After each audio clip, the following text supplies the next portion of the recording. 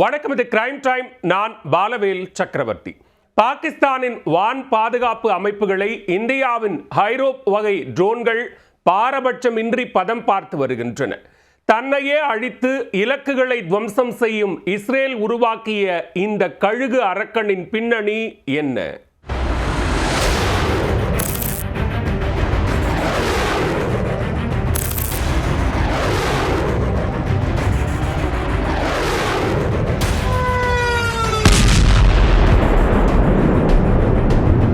வானில் வட்டமடித்து இரையை குறிவைக்கும் கழுகு போல் பாகிஸ்தானை அங்குலம் அங்குலமாக கண்காணிக்கும் இந்த ட்ரோனின் பெயர்தான் ரோப்.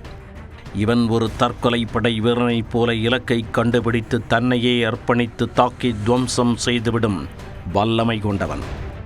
யார் இந்த ரோப் எனும் போர் வீரன்? இவனை உருவாக்கியது எதற்காக? இவனது படைப்பின் பின்னணி என்ன?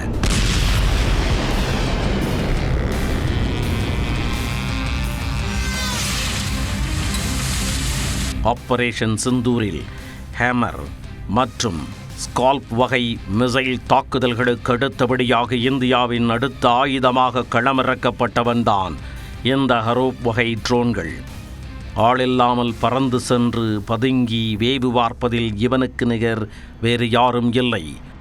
இவன் சொல்லும் இலக்கை மட்டும் அடிப்பவன் அல்ல, சொல்லாத இலக்குகளையும் கண்டுபிடித்து அடித்து நொறுக்குவதற்கென்றே ஸ்பெஷலாக உருவாக்கப்பட்டவன். இலக்கு எவ்வளவு தொலைவில் உள்ளது என்றாலும் இவனுக்கு கவலையே இல்லை. இலக்கை கண்டுபிடிக்கும் வரை வானிலேயே நிதானமாக வட்டமடித்து ஜேம்ஸ் பாண்ட் வேலை பார்ப்பதில் கில்லாடி. வானில் சுற்றித் திரியும் வெடிகுண்டான இவன் துல்லிய தாக்குதல்களுக்கு பெயர் போனவன். இவனது குறி தப்பியதே இல்லை. இவனது முதன்மை எதிரியே எதிரி நாட்டு ரேடார் அமைப்புகள் மற்றும் வான் பாதுகாப்பு அமைப்புகள்தான். ரேடார் சிஸ்டம் எங்கிருந்தாலும் தேடிச் சென்று கண்டுபிடித்து சூறையாடி விடுவான் இந்த ஹரோப் ட்ரோன். இவனுடைய மேம்படுத்தப்பட்ட சென்சார்கள் இலக்கை மோப்பம் பிடிப்பதற்கென்றே உருவாக்கப்பட்டுள்ளன. இதன் நவீன எலக்ட்ரோ ஆப்டிக் சீக் தொழில்நுட்பம் இலக்கு இருக்கும் பகுதியை பல்வேறு கோணங்களில் இருந்து உணரும் திறன் கொண்டது. இலக்கை கண்டுபிடிக்க குறிப்பிட்ட பகுதியில் தொடர்ந்து 9 மணி நேரம் வரை கூட பறக்கும் சக்தி படைத்தது. இவனுக்கு யாரும் வழிகாட்ட தேவையில்லை. இலக்கை தானே கண்டுபிடிக்கும் திறனை தனக்குள் பெற்றுள்ளார்.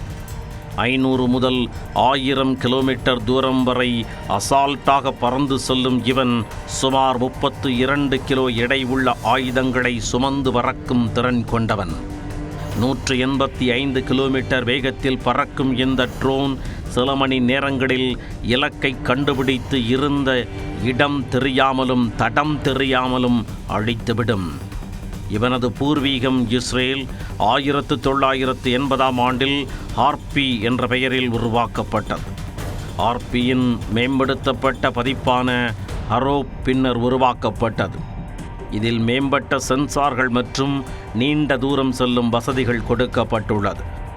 இந்த ட்ரோன்கள் தான் தற்போது பாகிஸ்தானுக்கு சிம்ம சொப்பனமாக மாறி துரத்தி வேட்டையாடி வருகிறது.